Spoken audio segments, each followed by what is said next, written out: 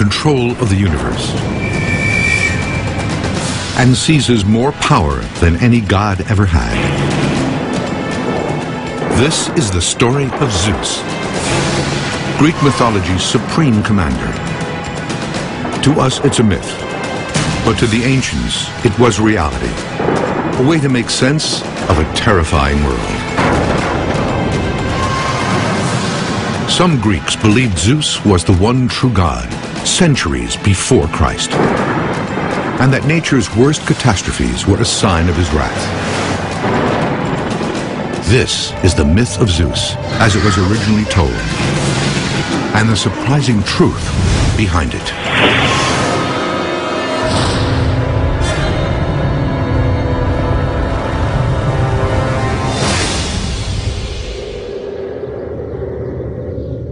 If you control the sky, you control the world. In Greek mythology, that power belongs to one god,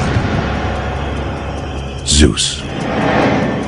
He reigns as the enforcer of justice, the master of men and gods. Zeus was the king of the gods, but he was also responsible for dispensing justice, both to the gods and to mortals on the earth. This is something really cool about Greek mythology, because one of the things that you were supposed to do as a Greek when you worshiped the gods was simply to do what was required to keep the gods from squashing you. As commander of the skies, Zeus has the power of nature at his disposal. That gives him the most devastating weapon of all. The most powerful symbol of Zeus is the lightning bolt. This is what Zeus carries. It's his main accoutrement, and it's the thing that makes him the most powerful of all the divinities. Attributing lightning to Zeus was a way for the Greeks to explain the unexplainable. In a time before science, mythology put faces on the forces that shaped the world. The Greeks used mythology to try and figure out why the world operates the way that it does. They didn't have scientific explanations yet for how the world came into existence, or why lightning strikes here but not there, or why it strikes then and not some other time. The natural world was very frightening to them, so they associated it with the divine. You know, these were symptoms of the gods' power that they could use to punish people who hadn't worshipped them properly. Zeus's command over nature would make him Greece's most feared god. But how did he get there?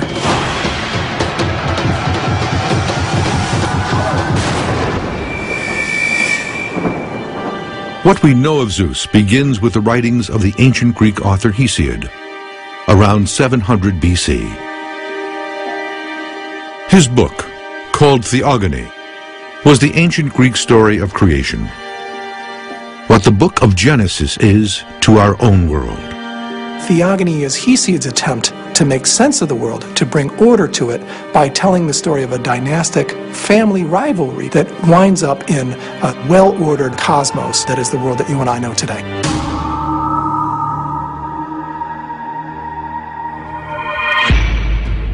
In the myth, Zeus doesn't start out as the king of the gods. He rises from obscurity to challenge his father for control of the universe. And that won't be easy. His father is Kronos.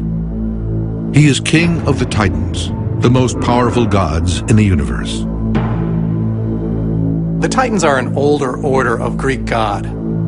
They're pretty rough around the edges. They're not too bright. They're also not very well civilized.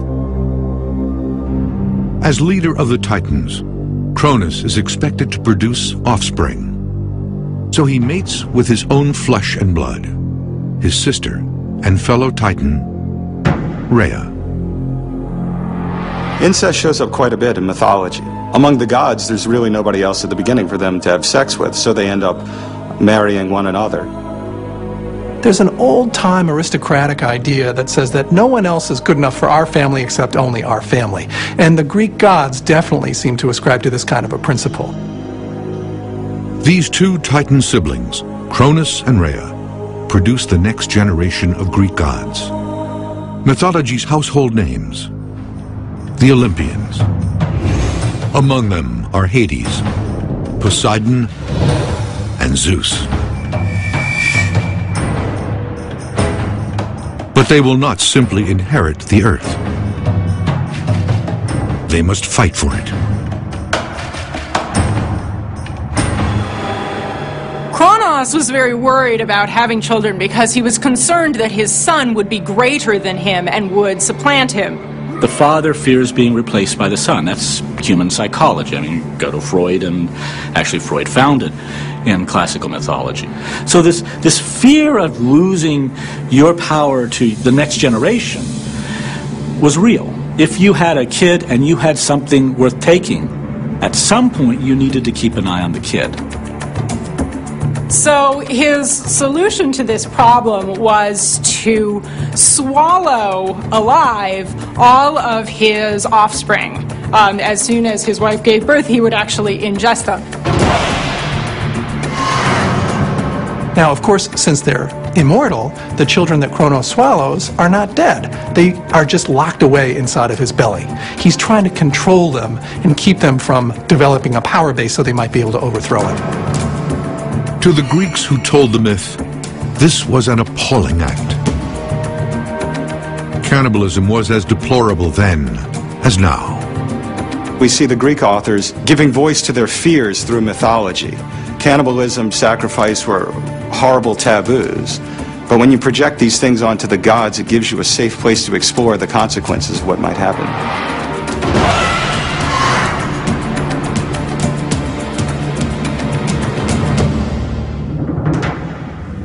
Rhea is horrified. All 5 of her children have been swallowed alive. Now, she is pregnant again. But this time, she has a plan. She sneaks away and gives birth in secret to a son, the future king of the gods, Zeus. But Cronus is expecting another child to swallow. So Rhea wraps a rock in a baby blanket and presents it to him. Without thinking twice, he grabs the bundle and gulps it down. So the plan of Rhea is put into place. Kronos has swallowed down the stone instead of Zeus. Zeus then, as an infant, is spirited away, and he's put in what the ancient myth tellers tell us is the folds of the earth. Zeus has been saved by his mother's cleverness. It's a memorable story. But could that secret cave at the heart of the myth really exist? It seems the ancients thought so.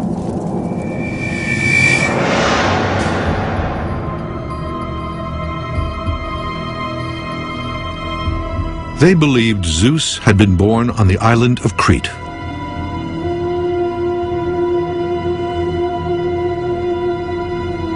In this mountain cave. The cave on the island of Crete is perhaps the most important sanctuary for the veneration of Zeus. It was considered as one of the possible places where the baby Zeus was kept hidden from its own father. Excavations at the cave have revealed that it was a major pilgrimage site for visitors from across the ancient world.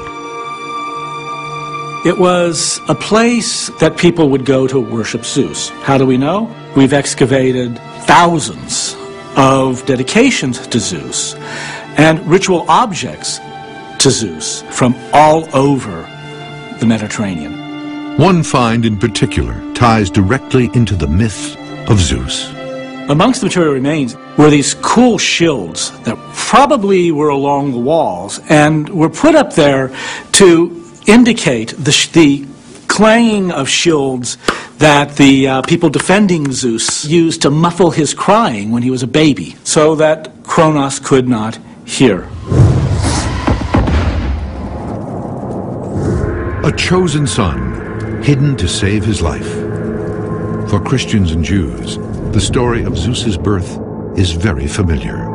Many religious and mythological traditions have stories of sacred or divine children who are hidden away in order to protect them so that they can grow to adulthood and fulfill their destinies. We think perhaps of Jesus, who is hidden away in the manger so that Herod will not be able to get to him, or of Moses, who is hidden away in Egypt. In the myth, Zeus quietly comes of age inside the cave.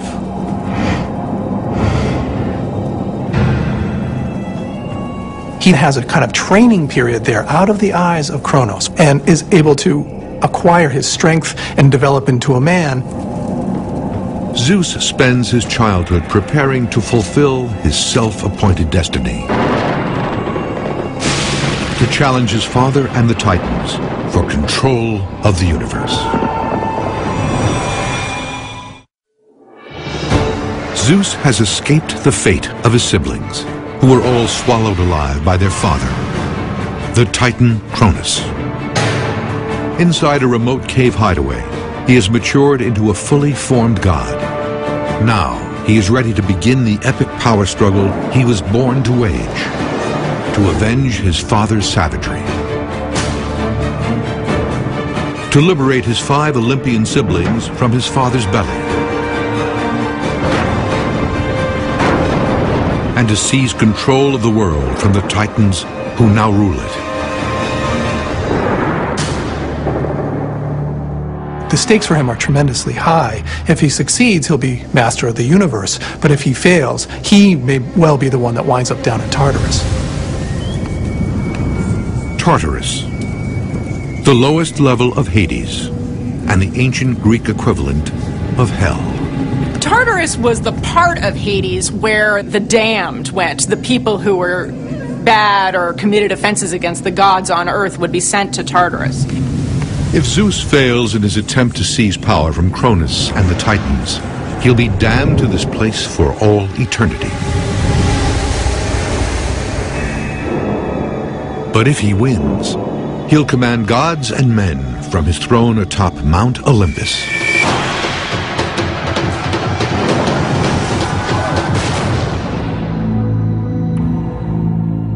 In Greek myth, Mount Olympus is the towering home of the gods, but it's also a real location. It's the highest peak in Greece, rising nearly 10,000 feet above sea level. And it's a natural setting for supernatural powers. The Greeks really believed that their gods actually lived physically on Mount Olympus. It was important for them to actually have a sense of where heaven was, where the gods actually resided.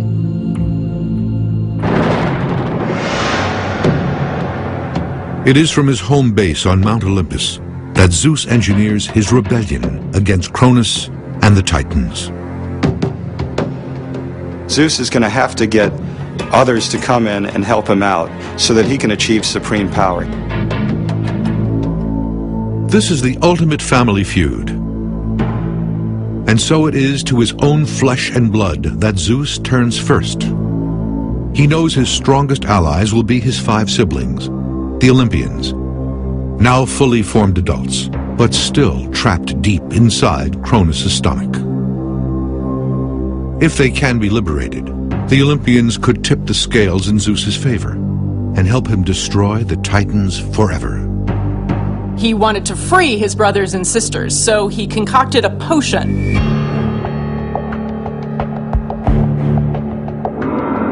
Quietly, Zeus enters Cronus' lair and slips the drug into his nightly cup of mead. Cronus drinks it and becomes violently ill.